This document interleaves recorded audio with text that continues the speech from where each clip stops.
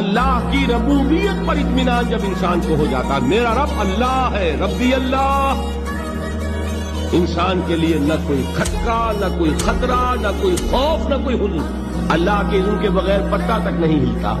لا خوف عليهم ولا هم يحزنون. There is no fear upon them, neither do they grieve.